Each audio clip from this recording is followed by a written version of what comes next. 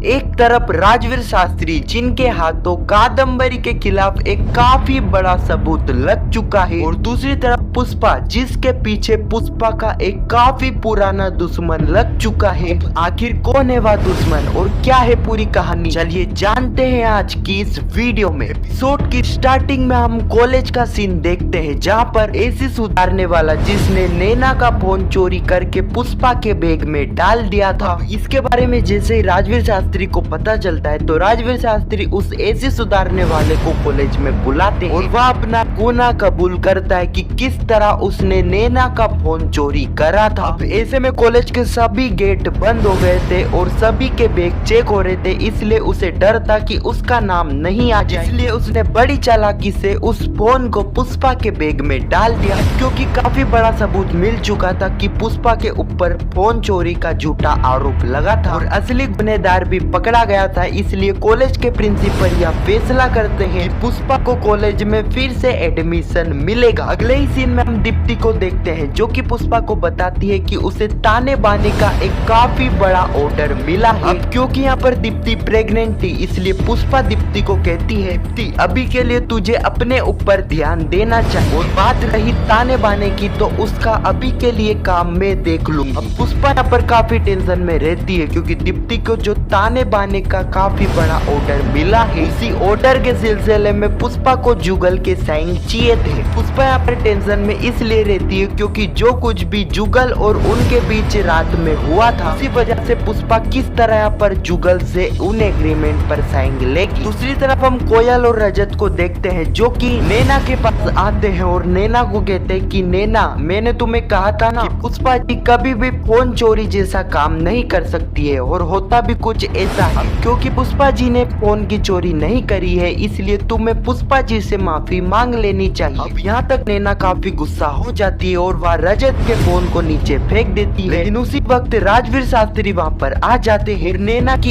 इन्हीं हरकतों की वजह से वह नैना को काफी कुछ सुनाते भी है। इसके बाद हम देखते हैं कि नैना जो कि मन ही मन कहती है सर जितना आपको मुझे सुनाना है उतना सुना लो, क्योंकि थोड़े दिन बाद आपकी प्यारी स्टूडेंट पुष्पा रांदेरिया के साथ साथ आप भी कॉलेज से बाहर होने वाले हो। इतनी हिंट मिलने के बाद हमें एक बात तो पता चल जाती है, नैना यहाँ पर बहुत जल्द कुछ बड़ा करने वाली है। अगले ही सीन में हम लखन को देखते हैं, वही लखन जिसने कादम्बरी के कहने पर पेपर की चोरी करी थी, लेकिन अभी वह जेल में था। उसके पास एक वकील आता है जो कि उसे कहता है बहुत जल्द तुम जेल से छूट जाओगे, वैसे तुमने काफी अच्छी प्लानिंग करी। लखन कहता है कि यह प्लानिंग तो सिर्फ कादम्बरी जी ने करी थी। वकील कहता है कि कोई नहीं, क्योंकि अब तुम बहुत जल्द जेल से छूटने वाले हो। इतना कहकर वह वकील वहाँ से चला जाता है। अब आपको भी यह लग रहा होगा उस वकील को कादम्बरी ने ही भेजा होगा, लेकिन नहीं, क्योंकि यहाँ पर आता है काफी बड़ा ट्विस्ट, उस वकील को भेजा था राजवीर शास्त्री ने। जी हाँ, अब हमें यहाँ पर यह बात भी पता चलती है कि जब वह वकील राजवीर शास्त्री के कहने पर लखन से मिलने के लिए गया था, तब उसने अपने फोन में रिकॉर्डिंग स्टार्ट कर दी, जिससे उसकी और लखन की सारी ही बातें रिकॉर्ड हो जाती है। राजवीर शास्त्री के पास कादम्बरी के खिलाफ एक काफी बड़ा सबूत हाथ लग चुका था। अब यहाँ पर राजवीर शास्त्री चाहे तो वह कादम्बरी को एक झटके में जेल में डलवा सकते हैं, लेकिन राजवीर शास्त्री को यह पता है कि कादम्बरी किस टाइप की औरत है, इसलिए राजवीर शास्त्री के पास एक सबूत तो आ जाता है। अब राजवीर शास्त्री दूसरे सबूत को ढूंढने के लिए चले जाते हैं। दूसरी तरफ हम कोयल और रजत को देखते हैं जो कि पुष्पा के घर पर आए थे, जो कि पुष्पा को बताते हैं कि किस तरह अब वह वापिस से कॉलेज आ सकती है। उन्होंने और राजवीर शास्त्री ने उस असली फोन चोर को ढूंढ लिया था, इस वजह से जो उनके ऊपर फोन चोरी का आरोप लगा था वह हट जाता। अब उसी वक्त हम देखते हैं कि रजत जिसके पास उसके पापा का फोन आता है, जो कि रजत से पूछते हैं कि रजत कहाँ हो। अब रजत जैसे यह बताता है कि वह पुष्पा रांदेरिया के घर पर आया हुआ है। अब यह सुनते ही रजत के पापा काफी ज्यादा हैरान हो जाते हैं, क्योंकि रजत के पापा और कोई नहीं बल्कि पुष्पा के कोटक सर थे। वही कोटक सर जब पुष्पा स्कूल में पढ़ती थी वो उन्हें पुष्पा की वजह से स्कूल से निकाल दिया गया था। तभी वह फैसला करते हैं कि वह पुष्पा से इस बात का बदला जरूर लेंगे, और शायद अब वह समय आ चुका है, क्योंकि अगर हमें उनकी एंट्री बताई गई है कुछ न कुछ कहानी तो हमें उनके ऊपर जरूर देखने को मिलेगी। अब अगले ही सीन में हम जुगल को देखते हैं जो कि बापुत्रा के पास आता है और बापुत्रा को एक काफी बड़ा